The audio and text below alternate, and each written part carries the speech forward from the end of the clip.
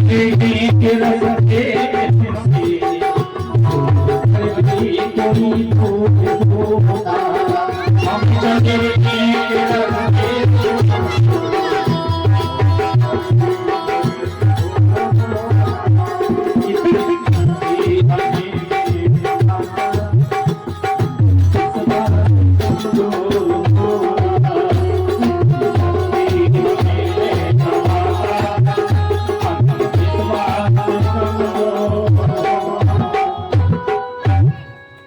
दमयंती हाथों में माला लेकर के आगे बढ़ती है। एक से एक राजा के सामने जाते हैं,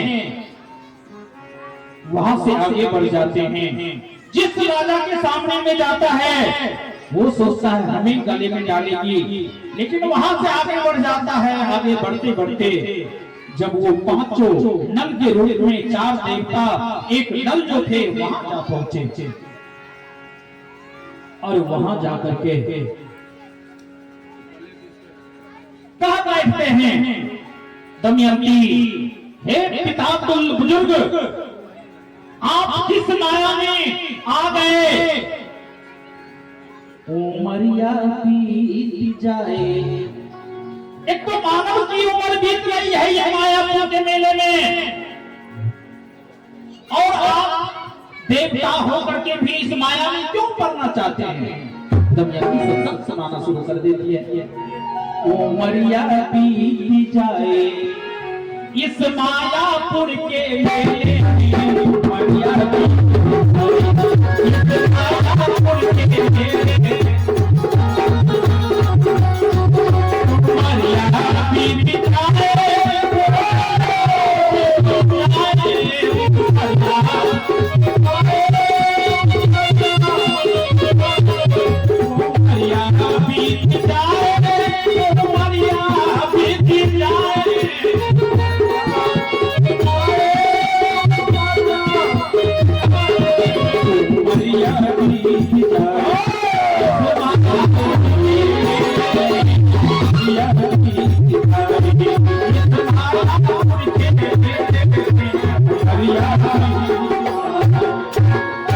हे देवता पितृ सब, आप तो हमारे पूर्वज हैं और पूर्वजों को बुजुर्गों को सदैव अपने मर्यादा में रहना चाहिए। आप कैसे ये सोच लिए और आप इस मायापुर के मेले में आकर के हिस्सा लेने लगे?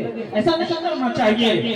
अगर आपको याद होगा कि ईश्वरीय अंश जीव अविनाशी चेतन अमल सहज सुख राशि, हे देवता मैं भी तो आपका अंश हूँ, और मैं जब आपका अंश हूँ आप इतना बुरा कैसे सोच सकते हैं? हम तो आप ही के संतान हैं। धिक्कारे देवता डगमगा गए, है ना? जब डगमगा गए तो उन्हें भान नहीं रहा कि मैं नल के देश में हूँ। देवता का जो ओरिजिनल रूप था धरती से 4 इंच उनका पैर ऊपर हो गया, क्योंकि हम देवी देवताओं को अक्सर आसनी जब लगाते हैं तो अपने से सदैव ऊंचा स्थान पर लगाते हैं, इसलिए कुर्सी पर या कहीं भी ऊंचा स्थान पर देते हैं। क्यों? क्योंकि उनका धरती पर पैर नहीं रहता, थोड़ा सा ऊपर उठ जाता है। इतनी में दमयंती को पता चल जाता है कि ओरिजिनल कौन है। अरे माला दियो गलिडाल, इतने में दौड़ करके दमयंती जा करके नल के गले में माला डाल देती है। ऊपर से फूलों की वर्षा होने लगती है और जितने भी देवी देवता थे सब के सब फूल की वर्षा भई गगन से, जयकारा देव भैया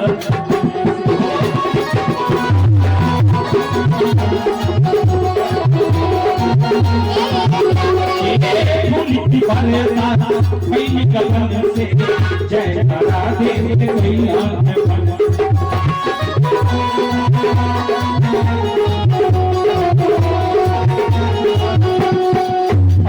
जब सब देवी देवता आ गए तो नारद बाबा भी आ गए कि प्रभु आप ओरिजिनल रूप में आ जाइए ना, अब क्या करना है, अब तो विवाह हो गई। चारों के चारों देवता ओरिजिनल रूप में आते हैं।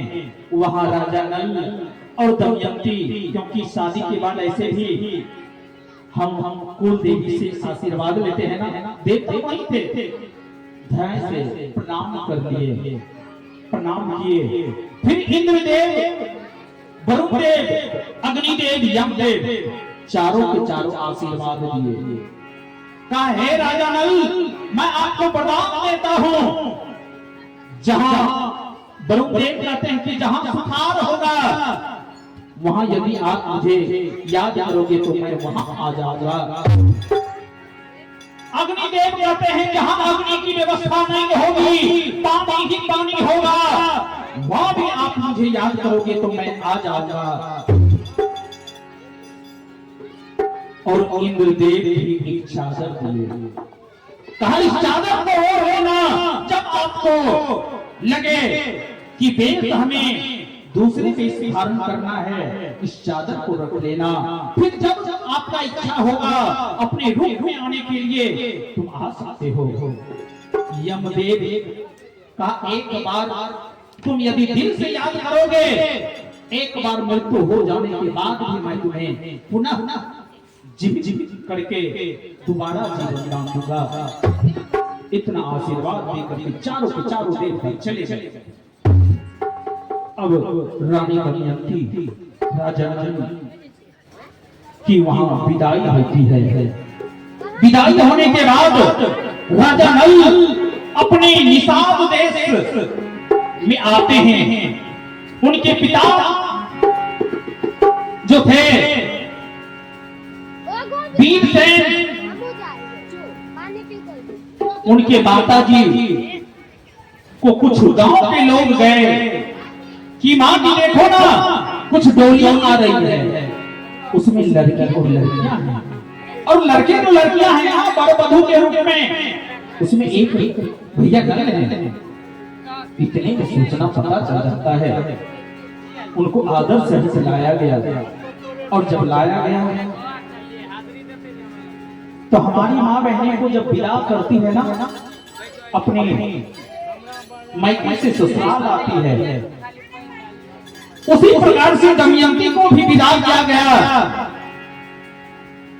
और जब विदाई होती है ना, जब ससुराल जो गाड़ी आती है, हमारी माँ बहनें एक शिक्षा सदैव देती है अपनी माँ बहनें को। क्या देती है?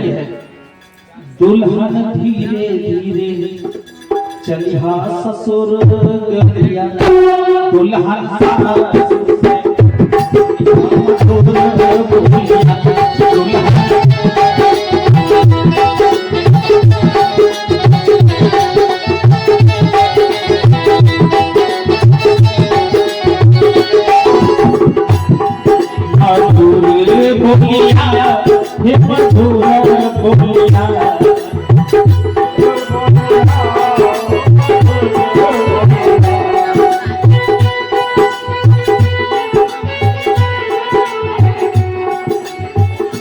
ये रुपेश जी के सुपुत्र हैं, छोटा पोता है, उनके ओर से 101 रुपया का पुरस्कार है।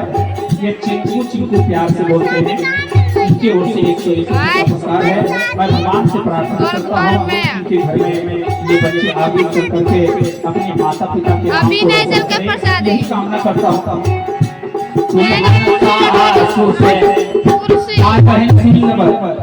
अगर हमारे माए बहन एगो बात अगर गठनी बांध लेथिन ना कि दुल्हन सासू से बोलिया कठोर बोलिया, गलत बोलिए कि सही? सही बोलिए, गलत बोल देते। अच्छा गलत बोल देते ना। अच्छा कि दुल्हन सासू से बोलिया मधुर बोलिया, दुल्हन सासू से बोलिया मधुर बोलिया, दुल्हन सासू से बोलिया मधुर बोलिया।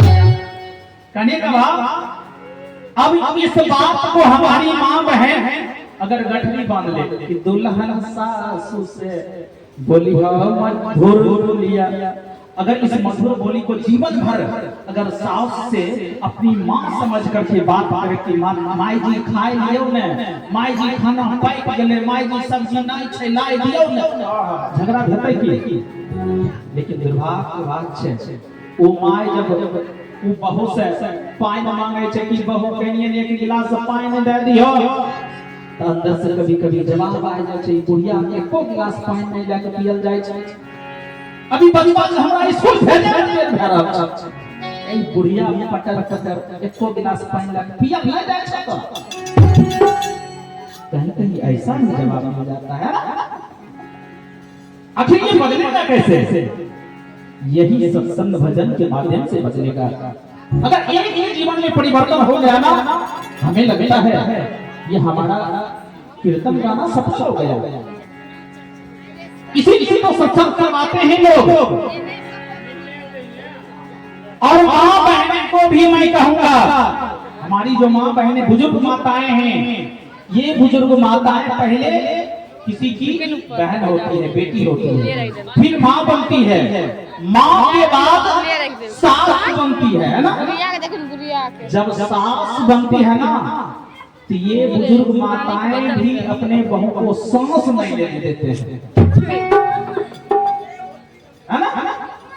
अब कहिए कैसे? अब बहू लाड प्यार से पली बड़ी अपने घर में, अब उनसे थोड़ा सा सब्जी में नमक तेज दे तो प्यार से समझाएंगे कि थोड़ा सा ताना दे करके प्यार से समझाएंगे तो बात मान जाएगा। लेकिन जवाब कभी कभी कोनो घर से आवे छे, हमर माय बहन कहे छे माय खाए ले नहीं बन सिखवे रहो की ना इन निम्न का ज्यादा पे वहां खेलने होता है, घूमने होता है, और कुछ करे। अगर इसी बात को प्यार से वो माँ बहनें समझा देती, क्या झगड़ा होगा? इसी को कहा गया है। तो कहने का भाव, हमारी माँ बहनें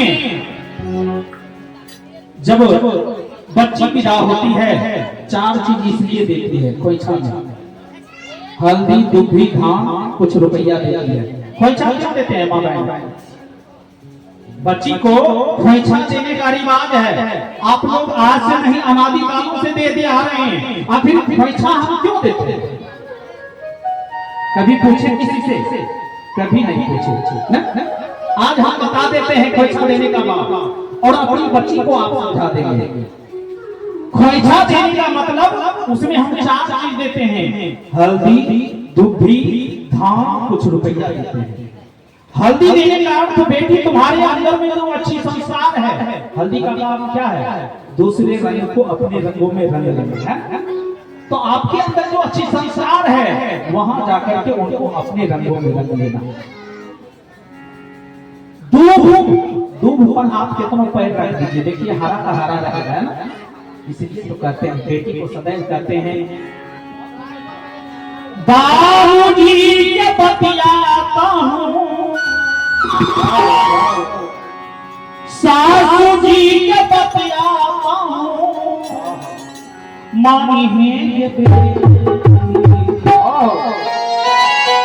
सास ससुर से कहियो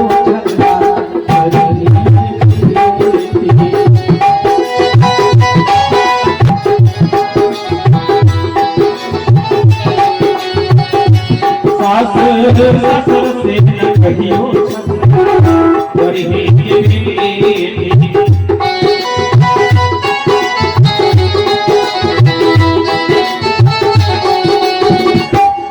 कहने का भाव, दूब इसलिए देते हैं कि बेटी ससुराल जा रही है। हो सकता है 2-4 बात बोल दे, उसको दूब की भांति सहन कर लेना, है ना। दूब पर आप पैर रखते हैं, कभी दूब बोलती है कि हम पर मेरा देह दर्द हो रहा है, इस पर कुछ नहीं बोलती है। तो दूब देने का अर्थ बेटी को थोड़ा सा सहना होगा, क्योंकि अलग जगह में रहे, उस परिवेश में जाकर ढलना होगा, इसलिए दूब देते हैं। तीसरा हम धान देते हैं, और धान जब देते हैं तो धान जब पौधा फर जाता है, शीश को आप कभी खड़ा नहीं देखेंगे, झुक जाता है ना। ससुराल में सदैव अपने माथे पर पल्लू रखना चाहिए, सदैव मर्यादा में रहना चाहिए। लेकिन अब धीरे धीरे हम पश्चिम सभ्यता को अपनाते जा रहे हैं, अपनी मर्यादा को खोते जा रहे हैं। और रुपया देने का अर्थ प्रसाद को साइड में भैया, प्रसाद को उधर रखिए, गिलास में भरिए, आराम से आइए, थोड़ा सा डिस्टर्ब हो जाएगा क्योंकि है ना माहौल बनाने में बड़ा कष्ट होता है। साइड किधर आ जाइए, कनी का भाव रुपया देते हैं। आपके अगल बगल में कभी कभी देखते होंगे किसी का बच्चा खूब बीमार हो जाता है ना, बीमार होने के बाद उसके पास पैसा नहीं रहता है। अगर आपके पास पैसा है ना, उनको मदद कर दीजिए, इसलिए हम लोग परीक्षा में पैसा देते हैं। ये 4 काम है। तो आइए अभी घर नहीं जाते हुए वही इच्छा उस दमयंती को भी देकर के विदा किया। और विदा करते समय जब आई दमयंती सांत्वना बता रही है, माई है दूध के कर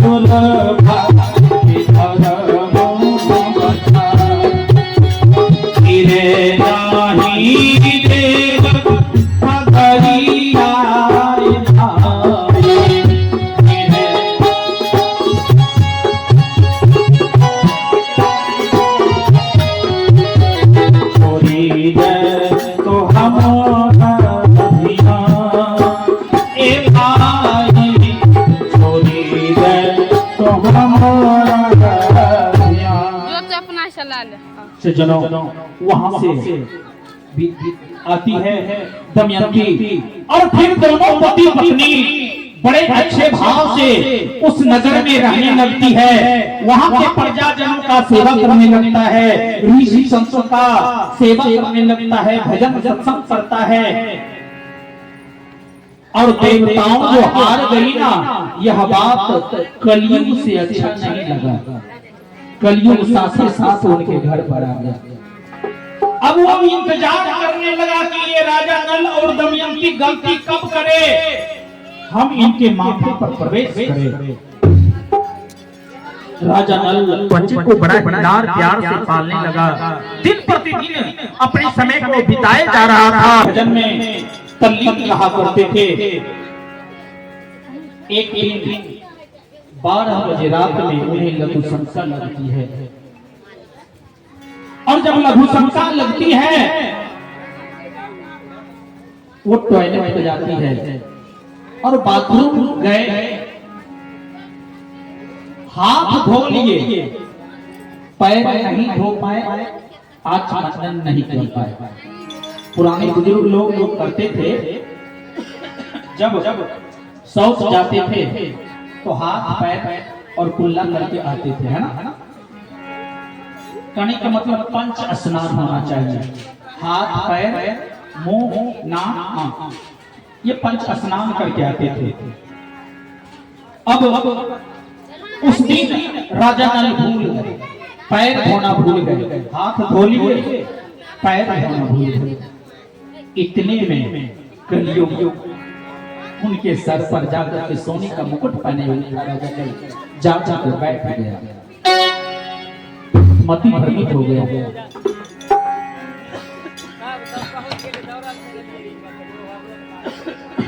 उनका भाई उसी राज्य में छोटा भाई पुष्कर रहता था।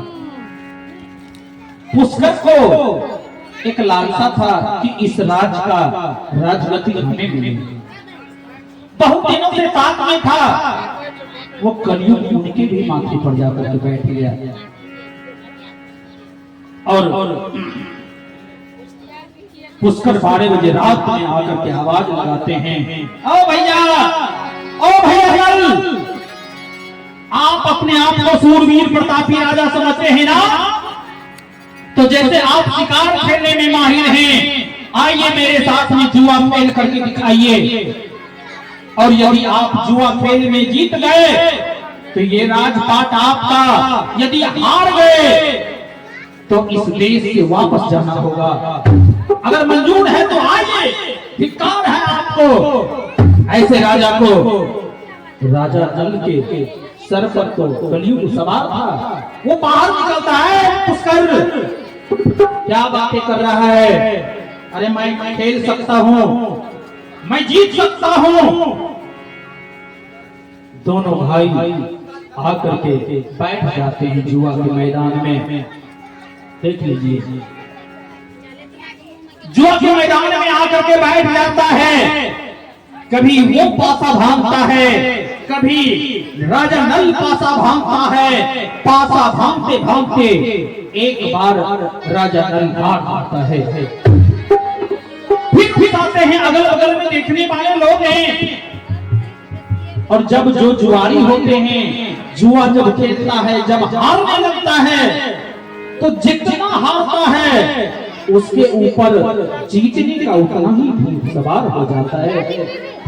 वो और खेलते जाता है। धीरे धीरे खेत खलिहान भी रख देते हैं, जितनी भी जेवरात थे वो रख देते हैं, महल भी रख देते हैं। अब ये बात कानों कान उसके नगर में कुछ जनता भी थी, और जनता जो थी वो जनता के कानों तक पहुंचा। वो जनता जाकर के दमयंती को कहते हैं कि रानी बता दीजिए इस राज को, अगर राजा पुष्कर बन गया ना, हम लोग के साथ दुराचार करेगा, दुराचार करेगा, क्योंकि वो उनका स्वभाव अच्छा नहीं है, ठीक नहीं है, गलत स्वभाव का है। जाइए राजन, जाइए महारानी दमयंती, जाइए ना, बता दीजिए ना। सारे प्रजा की बात सुनकर के रानी दमयंती कहती है कि हम आदेश महाराज को कैसे दे सकते हैं, हम आदेश नहीं दे सकते हैं।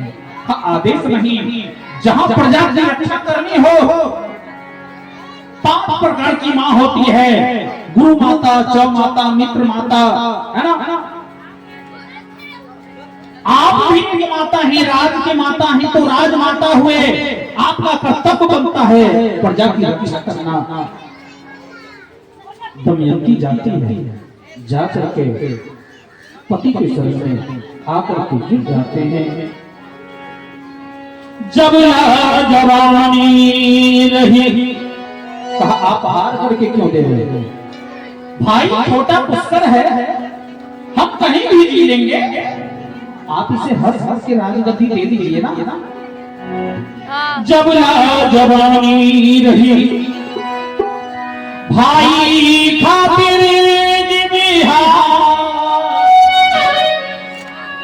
सिमरा के नाज सैया, आज रात भी है, आज रात भी।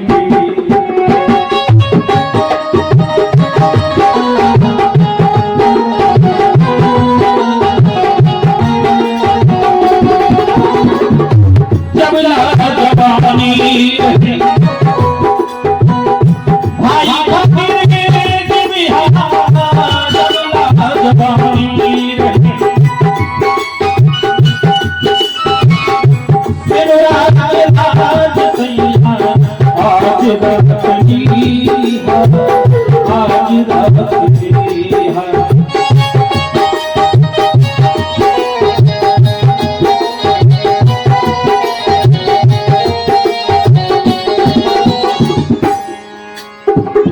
तुम्हें हम आएंगे